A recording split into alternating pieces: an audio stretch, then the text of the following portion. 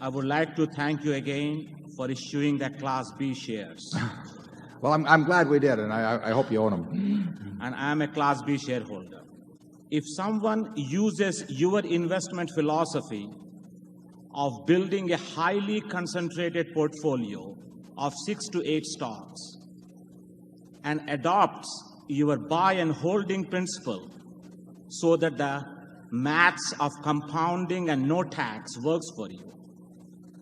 But however, with one major modification, invest in high-octane companies like Intel and Microsoft that are growing at 30% instead of typical 15% growth company in your portfolio.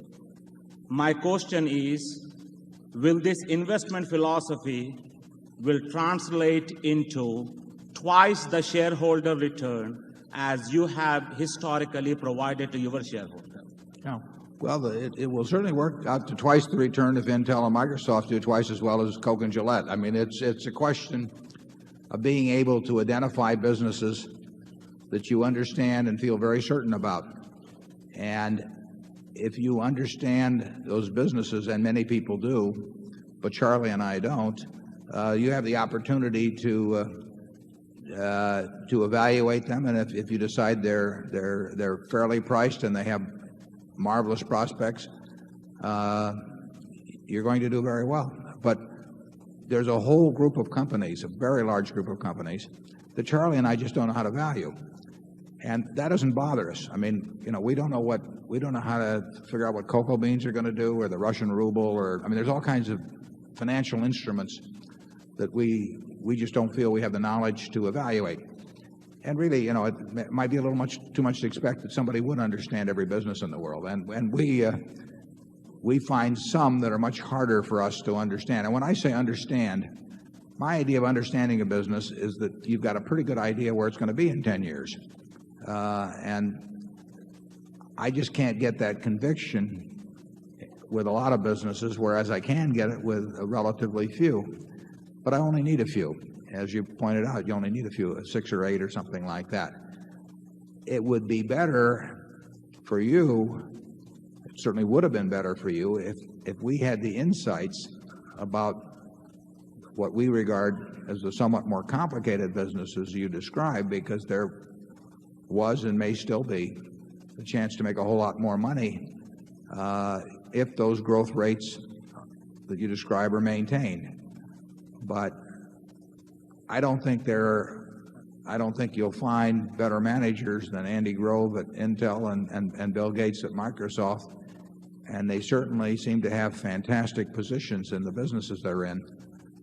But I don't know enough about those businesses to be as sure that those positions are fantastic as I am about being sure that Gillette and Coca-Cola's businesses are fantastic. You may understand those businesses better than you understand Coke and Gillette because of your background or just the way your mind is wired. But I don't, and therefore I have to stick with what I really think I can understand.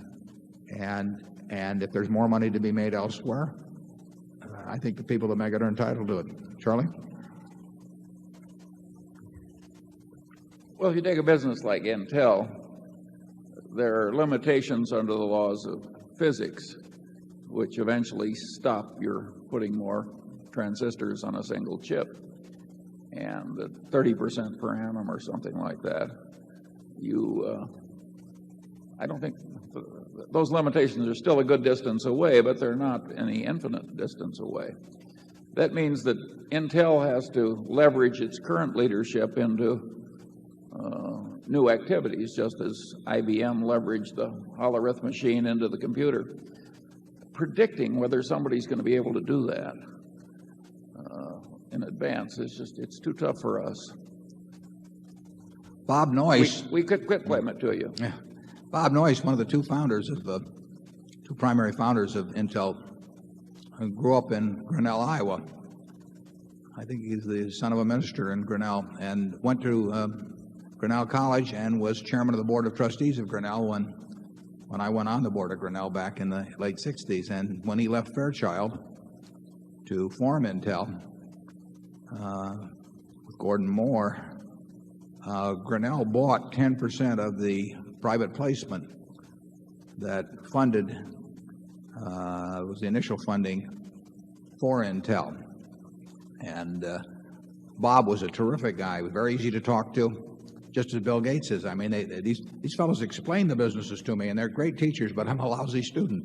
And they, I mean, they really do it. They're very good at explaining their businesses. Bob was a very down-to-earth Iowa boy who could he could tell you the risks and tell you the upside, and enormously likable, 100% honest every way. So we did buy 10% of the original issue. The genius that ran the investment committee managed to sell those a few years later. I won't give you his name, and and there's no prize for anybody that calculates the value of those shares now. Incidentally, one of the things Bob was very keen on originally, in fact, he was probably the keenest on it, was he had some watch that Intel was making, and it was a fabulous watch according to Bob. It just had one problem. We sent a guy out from Grinnell who was going out the West Coast to where Intel was, and Bob gave him one of these watches.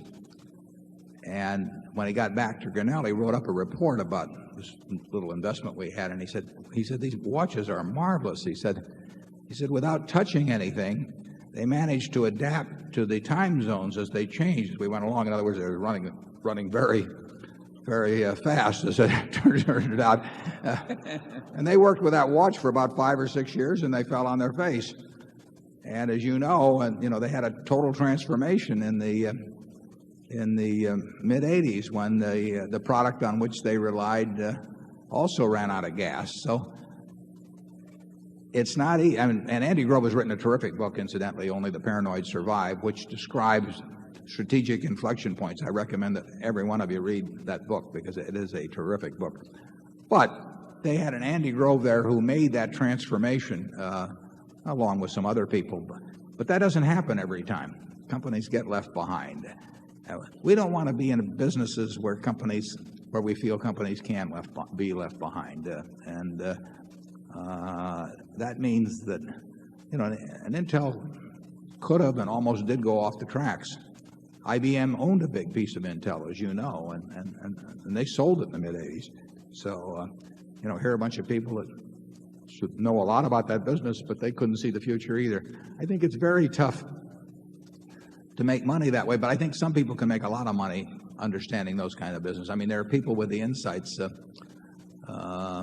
Walter Scott, one of our directors, has done terrifically with a business that started, just a gleam in the eye maybe 10 or 12 years ago here in Omaha, and it turned into a huge business. And Walter explained that to me on the way down to the football games, but bad student again. So Walter connected, and I'd cheer from the stands.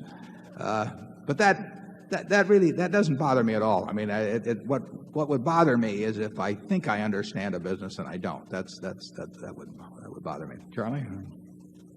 Well, having flunked when we were young and strong at understanding some complex businesses, we're not looking to master what we earlier failed at in our latter years.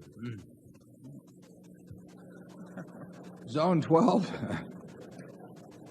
This may turn out like a revival meeting where we all confess our sins and come forward.